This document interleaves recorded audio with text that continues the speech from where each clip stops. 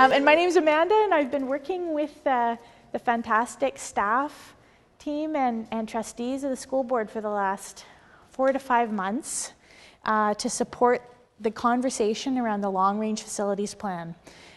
So for those of you who've been very engaged, you'll know that we've taken basically what's an interim plan that was prepared for the provincial government in January, and we've tested it, we've taken it out, we've taken the assumptions, the ideas, the considerations in this plan, and we've tested it with the public.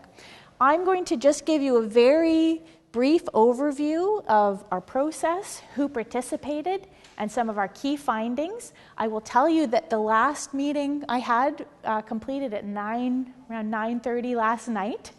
So this is very fresh data, but again, we're going to have much more rigorous analysis, but I feel very comfortable being able to give you some of the broad strokes, some of the key things and findings that we heard. And certainly if there's anything else that you'd like to hear, or there's anything missing, we have some time now to do some analysis over the next week or so, and we can pull out more information.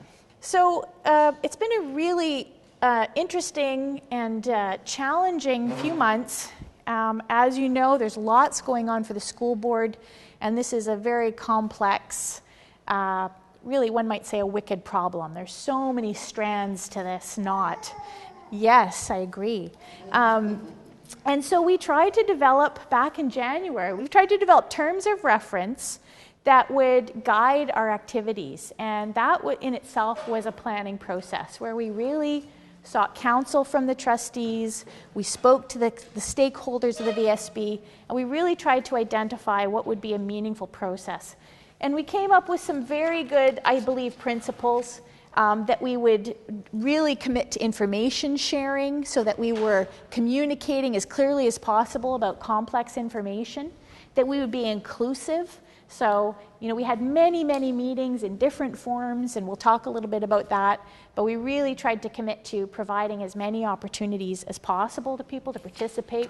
And that was also a commitment to trying to use plain language in what can be very technical conversations, trying to really sort of mainstream some of those conversations.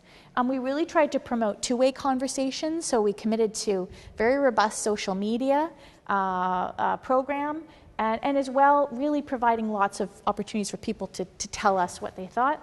And then transparency and clarity. So that's a little bit of what today is that the best practice for us was to come back to you and to say, here's what we heard, to make sure that you know what we heard, who we heard it from, so that you have that sort of transparency and that measure of clarity going forward.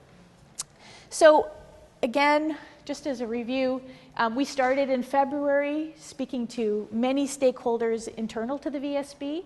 And then by March, we realized it was about 2 months ago today that we had our first open house in here. We were cheek to jowl with boards and, trying to present as much information as possible. But at that point, we started to launch a series, more stakeholder meetings, an online survey through Fluid Survey platform. And then further to that, 5 very distinctive community conversations, so workshops. And here we are back with you. So who participated? In terms of the online survey, we had over 3,000 people go into the survey, so who came to the survey.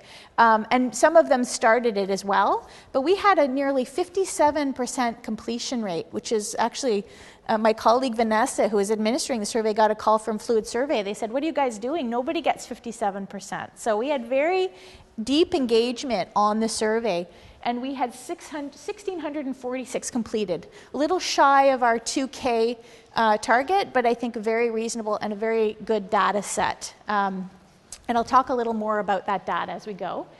In the 6 workshops that we had 225 participants, and that was a little lower than we had thought, but I think we also got a lot of deep engagement. So the breadth of the online was really complemented nicely by some of the really powerful conversations that we had in community. Our Kingsgate Mall consultation last Sunday, we conservatively believe we spoke to 350 people. And for those of us who were there, it was a really fun and powerful event. We had literally people lining up to talk to us. So that was a really good lesson, I think, in going to places, and also the power of naming a specific site. So we knew it was about Kingsgate Mall, it was in Kingsgate Mall, and then the people came. So that's certainly what we experienced. In our stakeholder meetings, and we had over a dozen distinct stakeholder meetings, we spoke to 175 folks who were part of different groups. And then we had 6 pop-up meetings. So this was another attempt to really go to where people were. So we had tables booked at the Vancouver main branch of the Vancouver Public Library on 3 weekends. We went to the Collingwood Neighborhood House, the West End Community Center, and we just really tried to go and set up a table and talk to people, encourage them with iPads to take the survey. And we spoke to a lot of people that way, a lot of people who were passing by. And again, it was another opportunity to communicate. So we believe that we had 2,500 individual touch points. Now, we were looking at a lot of, in some cases, at many of the workshops, we had repeat engagers, but that's actually a very small subset. So I feel confident saying that we certainly had well over 2,000 distinct touch points with the public. And, you know, I think that that's a very robust number. That some OCP processes get that over a number of months. So I feel proud of that, and I want to thank my team and everybody from the VSB who certainly drove that activity. We're going to provide in our final report some analysis of our communications, because that was another big part of what we were doing. So we believe that we reached tens of thousands of people through our communications tools, and we can quantify that. My colleague Stephen Irving will be doing that. But we used school networks. The VSB staff reached out to principals, reached out to the PACs. We were able to get our newsletter into the newsletters of the schools. I know I saw it in my own package in my kids' newsletter. There were lots of prompts from the staff, which was fantastic. We used social media. We used mailers to all the rental groups. We did addressed mail to every rental group, nearly 800 that are currently working with the VSB. We did a mail drop for residents within a ½ kilometer of the Kingsgate Mall. Earned media was a powerful part of this, and Elaine, who's the media strategist and director here, was constantly talking to the media and finding ways to weave in the conversation about these activities. So that was, we got some really great push from some of the reporters who were reporting deeply, but we didn't go to the media as a way to drive participation. We were really going through existing networks, but there was some fantastic earned media that did certainly raise, strategic media that raised the profile of this. And then survey engagement. I mean, I think we know that tens of thousands of people saw the survey. So methodology-wise, we were really using a couple of very clear tools. Because we were testing existing information, this was not an iterative process. We were actually testing some key themes within the LRFP. And our approach was really, the trustees gave us some marching orders in terms of what we needed to listen for, what we needed to understand better. And we're using a couple of different tools. We're using fluid surveys, which was a fantastic tool. You should know that we also commissioned a survey, a parallel survey from Ipsos Reid, who advised us strategically on the development of our fluid survey, but who also ran a representative sample. So we'll have that data for the public next week. And the qualitative analysis, there's so much of it. We're actually still transcribing flip charts, but we use a qualitative analysis tool to look at the number of times people mention certain themes or ideas in the survey. So it's another, I won't name the brand, but it is a qual tool that's a very rigorous tool that allows us to get a good sense of how many times people mention things, and then we start to code them appropriately. So there's a level of rigor in this that, you know, it may seem like the flip charts are kind of, you know, they're out there and people are writing, but where is it going? It's actually going into this analytical framework. This is one of the most complex land use planning exercises I've ever been part of, and I've been part of quite a few. And I think it's the level of variables. And I think the public I think that a lot of this was about improving the literacy of the public of what it looks like to plan for all these facilities. So I feel like there was a big piece of this that was raising the kind of civic literacy of parents, of regular citizens, of what it looks like. And the number of times I can tell you that I was in a session where we would talk about the number of schools and the number that need to be seismically upgraded, it was that aha moment for a lot of people where you could see the knowledge started to change and help them understand the challenge that you have before you. So we really were we were testing through our dialogues in particular. We really wanted to understand people's response to the criteria that you have for seismic upgrades, because you have very specific criteria that are technical. We really were seeking input into closure and what those considerations are. We really were testing, particularly in person with people. It's hard on the survey in that framework, but the planning team were really looking at what are the challenges and opportunities and strategies for temporary accommodation, which is moving staff and students around the district. Really listening for acceptable reuse of surplus sites, and we got quite a bit of interesting data on that question. We heard a lot about people's expectations around ongoing dialogue, and that was very helpful, and happy to share that. Some responses to heritage retention, we were tasked with that, and we heard both through the data and some of the dialogue. And then just broadly, we provided so many open opportunities for people to give us feedback that they were beyond these questions. We got a very broad picture. We really were listening about how people are connected to schools, what is not only their emotional connection, but how they use schools aside from the obvious instructional uses, their priorities around school facilities, and really the concerns and challenges they have or when they understand what this exercise is. We really were talking about acceptability of trade-offs. So we were really looking at and really testing and listening for, in the event of closure or seismic upgrade, where are people's values, where are the pressure points, where are the gives that are important for you to understand in decision making. If we had asked, do you want to close schools? I will tell you, you would have had a very robust result. People would say no. But if you ask people that question in a different way, you're learning new types of information and still giving people an opportunity to let you know what their resistance may be to that. So who took the survey? 74 of the 1,650, 74.6% were parents or guardians, 7.2% were students, 32.6% were identified as residents, and often you had a dual identification, and certainly in our more detailed analysis we'll draw that out. 5.7% were community partners, so those might be renters, people who collaborate or partner with you, and then 13.2 were other, and we have that long list. As I say, all of this data, all these findings are transparent and available. They can be appended or accessed upon request. We wanted to sort of understand the relationship. So of the people who took the survey, 54% of parents, students attend an in-catchment school, 16.6 attend another school cross-boundary, 18.5 attend a Vancouver district program like French immersion, 2.9% were from independent schools or private schools, it was 0.9 from home schools, and then others did not choose to identify themselves, and we had other groups who were in some ways subsets of the same, they just didn't necessarily identify with this group. So how do people connect? How do they use schools outside of instructional uses? We got some really interesting data. And in fact, there's a lot more data about how people get to school as well, but for the purposes of today, that data is all available, and maybe we'll give you again some picture of active transportation and how people move through the district.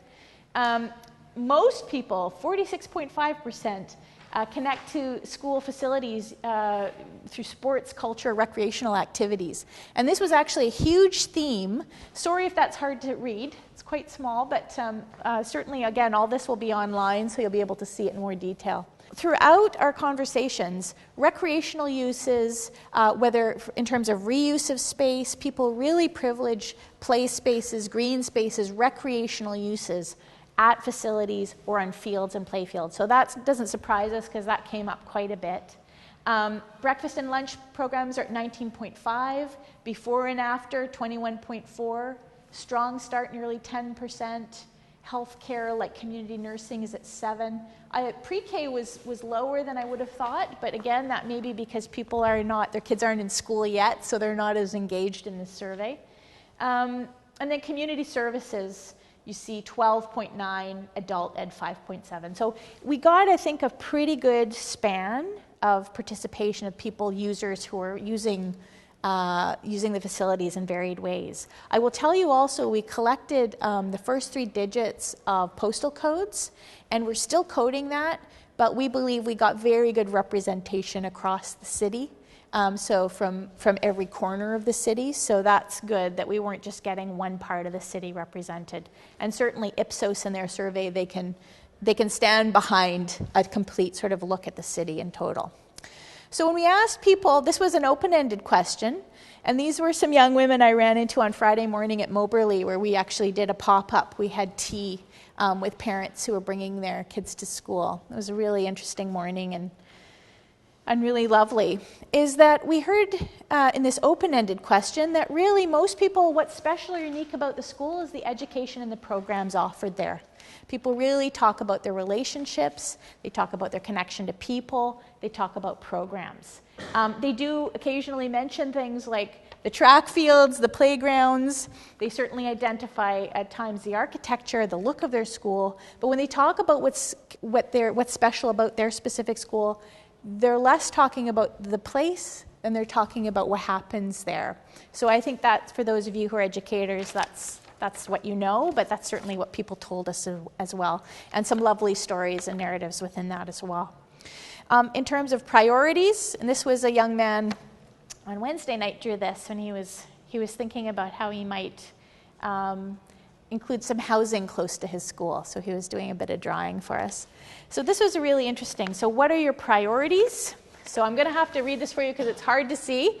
But really overall, what we heard, most people chose innovative and supporting learning environments of all the options that we provided when requesting priorities as most important. A close second was seismically safe buildings. Following on that, schools within walking distance had the next highest connection. Specialized learning programs and recreational or cultural activities.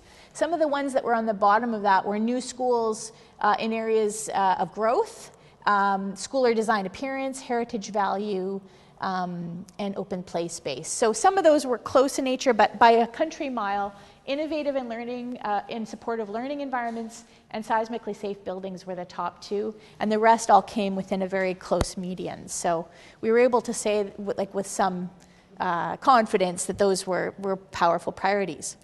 Now, throughout our survey, in order to ensure that people felt they had a fair capacity to give open comment, we provide qualitative, open-ended questions. So we got a lot of good data from those questions. And in a preliminary way, we've provided word clouds on each of them. They're a little hard to decipher, but what we're providing are incidences of themes or words in our final report. What we heard when people were in the open-ended questions around priorities is that people really did express the need for more funding. So they would talk about the political analysis and not simply the priorities from the ones that we provided.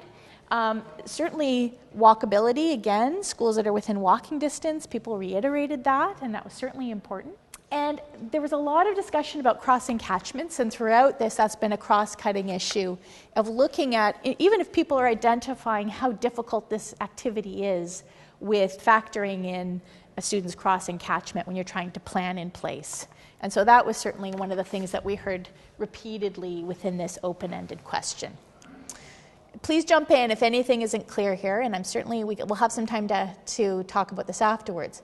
So seismic considerations. This part of the survey, we're really sharing what the seismic criteria are that the staff are working with, and then getting feedback or input on that. And what we heard overwhelmingly on that question, that people, as you would expect, have a strong preference for getting on with it. People said, get it done, please move it forward. I think when they understand the scope of the challenge too, then it becomes more real for them. So we certainly heard, please go forward with some, quite a bit of repetition. There were some folks who were really concerned about upgrading older buildings if they were not going to be there. There was clearly some people who were aware of the fact that in some cases a seismic upgrade may simply mean that the school is left standing safely, but it's not actually usable. So there was some concern about spending money to upgrade older buildings that may not, again, be sustainable over the long run after a seismic event. But there were enough incidences of that my colleague who was doing this analysis felt that it was warranted a mention. And then there was a lot of detail that in fact really speaks to, and I've got it here for instructional purposes mainly, but a lot of people said, when you're looking at this, are you thinking of all the local variables around how will a seismic upgrade affect folks who have a lot of barriers, who may be vulnerable, who may have challenges with transportation? And I think that, again, these are really, we'll pull out more as we go along, but people are saying, we know that this has to be done, but are you taking into consideration a number of the other challenges that families and students may have? So getting into trade-offs around school closures, I would say in our dialogue space, we posed some trade-offs and again gave an open-ended opportunity for people to come back and say, no, never, I don't like the framework of your questions. But what we did here, when we asked how supportive would you be of closing schools if it meant new schools or additions in schools or areas of growth, combining 2 neighborhood schools with low enrollment to build a new school, it would speed up seismic upgrade, closed school could be used for community services or reducing VSB operating costs. There are a number that are all kind of in the middle. The one that got the most support in both very supportive and somewhat supportive that we've combined was the ability to combine 2 neighboring schools with low enrollment to build a new school. As well, 66.4 were supportive of building new schools in additions to schools of areas of growth. To speed up seismic also had 66%. And community services. Lower was the reducing VSB operating costs at 51%, but you'll see that there was a higher incidence of people who were neither supportive nor opposed. So overall, that was a fairly neutral. That was 21% were actually were neutral on that. So there was kind of a neither here nor there on that. So I think that that's a really interesting picture. We were surprised. We thought that we would get a different result from that, and I think it'll be very interesting to look at the Ipsos read. I will say, in what I heard, and the staff may also want to share this afterwards, what I heard was people are aware of the reality that is facing the school board. They may not agree with the foundation of why it's happening, but they are aware of it, and they have started to look at how change is managed. So that's what I've heard, and I believe that some of this data bears that out. One of the, a big sort of discussion on the open end around this question, and that we're really looking at that, is really looking, and again, this is what we heard in our stakeholder meetings, this is what we've heard in our dialogues, how will closures and temporary accommodation impact lower income families and folks who don't have the resilience to be able to pick up and move, who may be inconvenienced, but for people for whom there are key issues that can be really challenging for families to get by. And so people who responded to the survey wanted us to remember that and again brought that up with some regularity. There was a lot of discussion about if there are closures, the possibility of selling existing lands and buildings, so there was strong opposition to the wholesale sale of school lands in this open end. And there was a constant conversation which came up through the dialogues as well of respondents asking to ensure that the staff, Kelly, you're going to laugh, that the staff planners were working with the City of Vancouver planners. And we, as an information point, we can repeatedly share that analysis is happening, that those conversations are happening, that the VSB staff are privy to every development application that comes online in the local area plans. But people kept asking that question, wanting to verify, wanting to understand that. So that came up in the responses as well. We, again, had some tea with some grandfathers at Moberly, and this gentleman, he walks 4 of his grandchildren to school every day. One is in preschool at Moberly and all the way up to high school. So he says he does it for his daughter, but it's his exercise. And so when he was looking at the prospect of some of his kids' high school being either upgraded or closed, he was trying to figure out how he might work that. You could already see him trying to work out how he was going to make that work. But it was very interesting to talk to people, and I think people had a lot of sympathy for the exercise, but were trying to figure out the complexity of their own lives and how that might change with potential shifts. Acceptability of surplus use. This was very interesting, and that was our session at the River District, which was great. So here we got some very interesting responses as well. The highest response was providing playing fields for community. So as I said, this idea of recreation, of green space in the city was again a powerful theme that came up again and again, and certainly we saw it in the results. The second was lease to childcare providers. So again, top of mind for families, and I'll discuss this childcare piece again as we go. And then green space and urban gardens. The lowest support was for independent schools and businesses.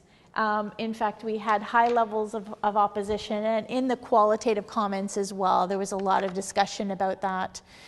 In our stakeholder meetings, we heard that commentary as well from some of the stakeholders and union groups, but in the overall survey as well, I think there was a demonstrable opposition to private-based uses, I would say, whether that's private school or business use. People were looking for some public benefit. So again, in the qualitative, the commentary, people said they wanted to see ways that the surplus space would benefit the community demonstrably. There was people were really very interested in this modular approach where they could see things that as the school needed, it could transform it back. But in the absence of not needing it, how could it be? So I mean, I guess that's the trick of all of this, but certainly people seem to be aware of that. And they talked about flexible leasing agreements that if population comes up, that will allow the school to operate as a school again. This was a really interesting session that we did at HCMA Architecture, where we had, I think it was about 13 urban planners and architects and designers who were all imagining what this exercise might be, and some of them came up with some pretty fanciful things. Some of them were talking about actually taking classrooms and making them mobile. So going to communities with classrooms rather than asking kids to come. So it was very interesting. They were coming up with some very innovative ideas, this idea of having a home-based school and then traveling out in kind of a spoke out to communities for different types of learning. They took copious notes, and we did, so we're going to certainly report out on that, but they were really thinking outside of the box, and they hated that I used that horrible cliche, but they were. And they also did some thinking about the Kingsgate Mall site. They used that as an example and started to think of how it might operate in future. So this was the question around sale of non-school properties. So we identified for the public that the VSB has 4 properties that don't operate as schools. There's the nursery and education center. What's the last one? Yes, and then the Kingsgate Mall. So we were asked to identify the Kingsgate Mall in this question, and what we saw was actually an overwhelming support for the potential sale of basically 77% were supportive of the sale of the mall. Now, what I will tell you is that we were at the mall last Sunday. It was a different story being at the mall and speaking to the public. And what we heard was a fear of local residents that a sale of the mall or redevelopment of the mall might result in the loss of some services that are very important to the local community. And amongst those were affordable groceries, basically Shoppers Drug Marts, or so a drugstore, credit union, some local and supportive services. Some people were interested in maybe seeing the mall redeveloped or rethought. People appreciated being able to use the mall, particularly when there was a public library there. They liked that there was a kind of public element to that mall. They liked that there was a gathering place that wasn't just commercial. But overall, in our survey, people were, I think in the context, let's say, in the context also of the budget conversations, that may have changed this result. But we saw a very high, like big majority who were certainly willing to sell non-school properties. Are there any questions about any of that? Does anybody have any concerns or questions? And again, all this will be available. Happy to talk through all of it. So in terms of the stakeholder meetings, we had a number of meetings. We met with city committees, we met with parent groups, both DPAC and the Parents Advocacy Network. We met with the VSB's own stakeholders in a group, and then often, in some cases, we met with them individually. We spoke with some of the internal folks who do maintenance and operations, both at a union level and also the managers. As I said, we spoke to urban designers. We went and spoke to a group of Aboriginal families and service workers and youth. We spoke with people who work in the inner-city graduation strategy, who are really focused on supporting inner-city schools for kids to ensure kids can graduate. We did a lot of outreach to South Asian families and did a couple of outreach sessions. And last night I had a fantastic session and dinner with a number of folks who are Tagalog speaking, and we were talking about issues specific to the Filipino community. So we learned a lot of very specific information from these meetings, and very helpful, and a lot of themes and values, and many of the staff were available or were at these meetings as well and helping lead them. In terms of the public conversation, there was a lot. There were 6 workshops. Some were very poorly attended, I will tell you. We wish we'd had more folks out. I did hear from some people saying between a budget meeting and an LRFP meeting, we came out on the short side of the stick. But I still feel, having reached over 200 people through those conversations, I feel that that was a meaningful result, and that we provided enough opportunities for busy families to try and get to one. The 6 pop-ups were great, and I would recommend that as a potential strategy. It's efficient, you can get there, you can talk to a lot of people one-on-one. And then we did a lot of, we heard a lot of emails, we're still tabulating those, and again, we had a social media presence, so people were asking us questions online all the time. I want to tell you the big things that I feel we learned, and I feel that I can comfortably say in synthesis with the quantitative. I feel this is, I can really stand behind these themes. As I said, this idea of civic literacy around school planning, I think it's a really important piece. I don't think, as a citizen, I understood. Even though my school's going through a seismic upgrade, I didn't really understand what this was and what it meant and how huge it was. That 110 schools, 4 non-school properties, hundreds of millions of dollars in seismic upgrades and deferred maintenance. It's a challenging enterprise, and I think it would help everybody if citizens were more aware of this. Everybody's competing for public mindshare, but it's certainly a piece of this, and people started to learn and ask different questions as we went along. Communications. The communities have a huge desire to be in relationship with the staff. They want to talk to you. They want, I mean, I'm sure that teachers feel that. Parents and students want their attention, but I think the public also want to understand. They want to go a little more deeply and be in more of a community-based relationship with the VSB. Now, with declining staff, I know that that's a challenge, but I really heard that from people, that they want to have a relationship. And I think they're even willing to have difficult conversations, but they want to be in the dialogue. I have to say that I had a lot of trepidation about this consultation, but I found people were incredibly gracious and graceful and brought their best selves to this. And people were constructive. They were sad. People are sad about this because they understand that change is going to have to happen, both for the sake of safety, but also probably because of funding issues. So there was, I'm not saying it was a happy conversation, but people were very constructive. And I thought really hoping to help be part of a solution. And I don't always see that in land use planning.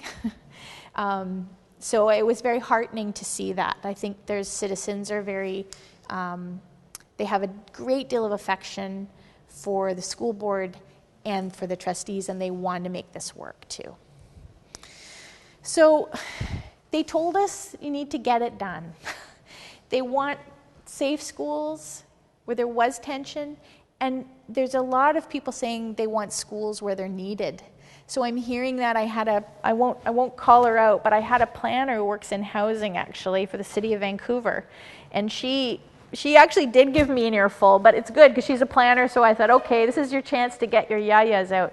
But she said, I moved to neighborhood A because I wanted to live without a car, and I knew there would be a school there. So there was that part of the conversation where people were really asking about new schools where they're needed, where there are enrollment pressures, and people talking about trying to get the seismic done. Capacity utilization was a theme that went throughout. People questioned the given. They questioned that government given, that funding given. And they really talked a lot about, because it's such a challenging, people were learning about it as they were going, but people really said, what does it not include? What it leaves behind is important to understand and to really take stock in an inventory of what the enrolling capacity doesn't include and why that's important. So that was certainly part of the conversation. There was a real discussion about how, and again, this is part of the strategy and the thinking through that the planners do, but what is the impact on lower enrolling schools that may be lower enrolling for all sorts of reasons? And so if schools are being rising to the top of the seismic list, or because they have higher enrollment, how do we look at that in an equitable way and understanding the conditions by which a school may be lower enrolling, so may, in a sense, be left behind? So that question kept coming up in different forms and different variations through the qualitative, through the conversations. The planning process, people had a lot of, and this is true of any land use planning process, people want to know the data. What's the data? What's the data? What's your tool?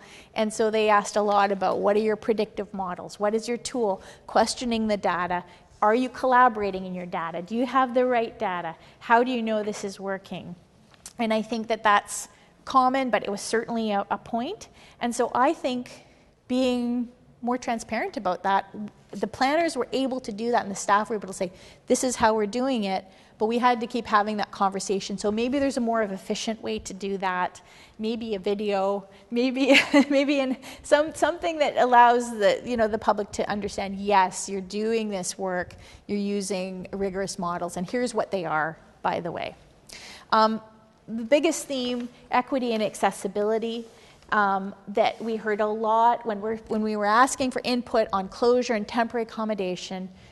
People asked us to really hold this idea of equity as a consideration in whether to close schools and what you do to accommodate students during seismic. Transportation.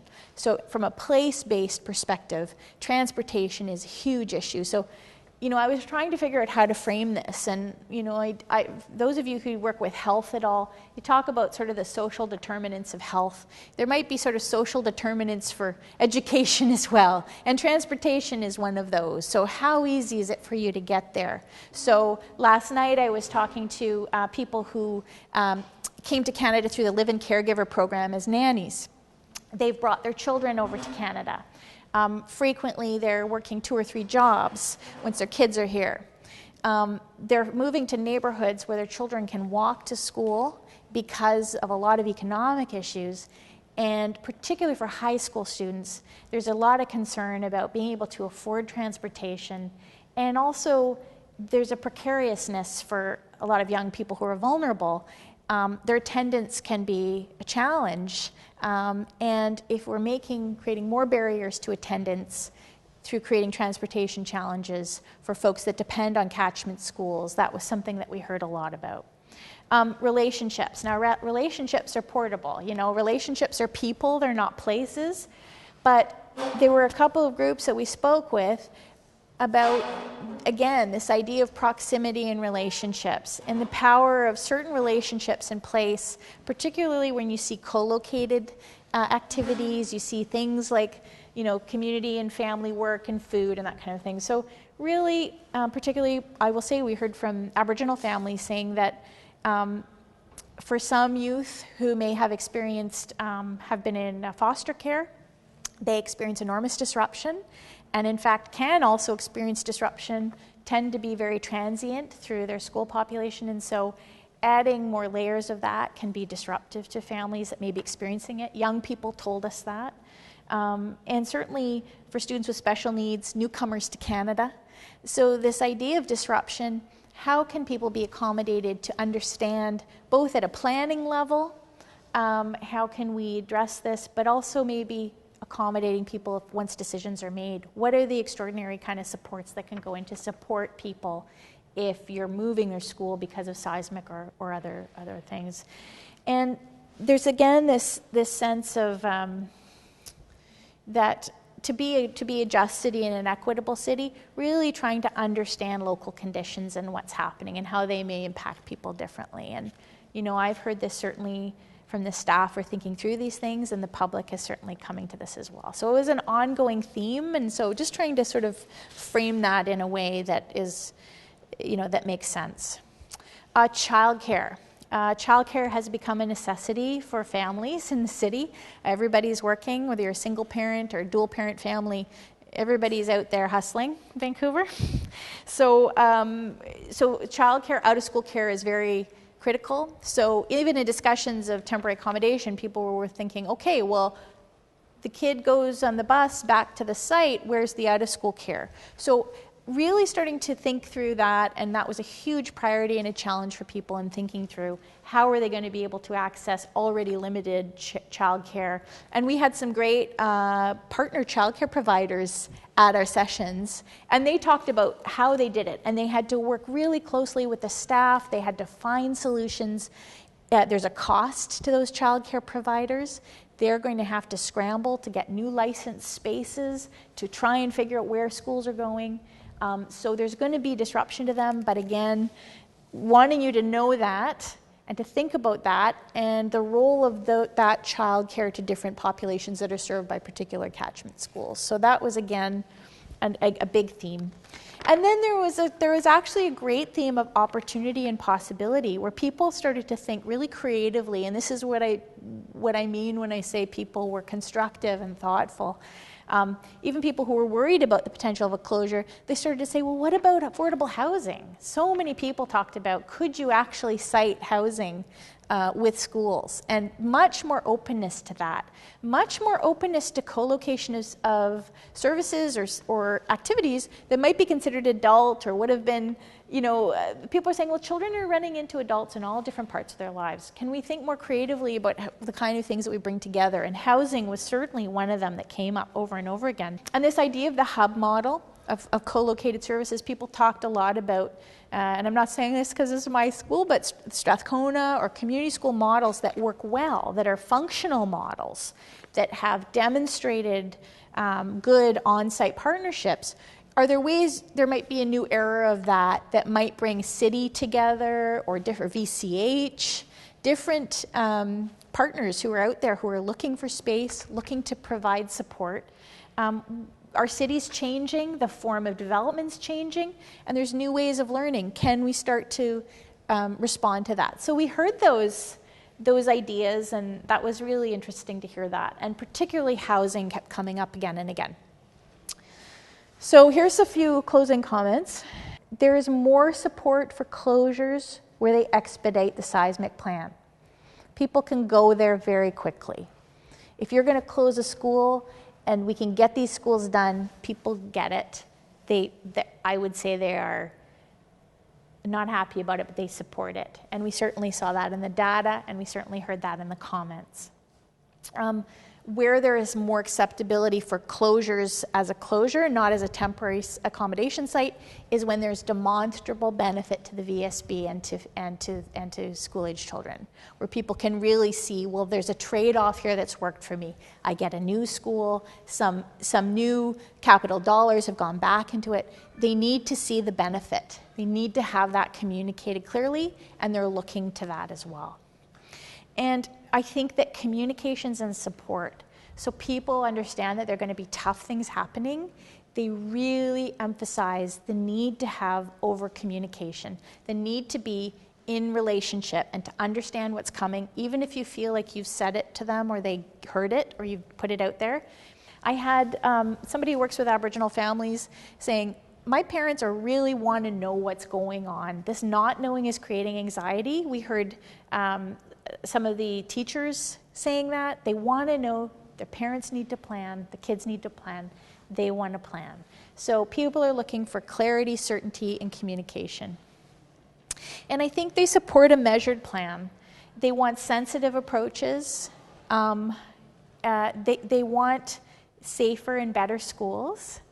They would prefer that there was better funding for this whole enterprise, but I believe that people are seeing this point of change that is happening right now, and they are ready for it, but they need to be prepared and supported through it. So Kingsgate, I just want to do one draw out on Kingsgate. The survey showed that the majority see the sale as acceptable. Be interesting to see what the Ipsos Reid poll says as well to verify that. Again, on site, we heard values related to low-cost shopping and space for local people. We heard people saying that they felt there was a mix. Some people were kind of, I think they were really thinking about losing their buy low a lot of times. So they were talking about affordable groceries. That was a big deal. And I think across economic backgrounds, people were saying, I need affordable groceries here. But people were really happy to see kind of a mix of things that serve families, seniors, in that community and gentrifying community. They wanted to see something that was service-oriented, whatever happens going forward. They wanted to see not just a shishi mall.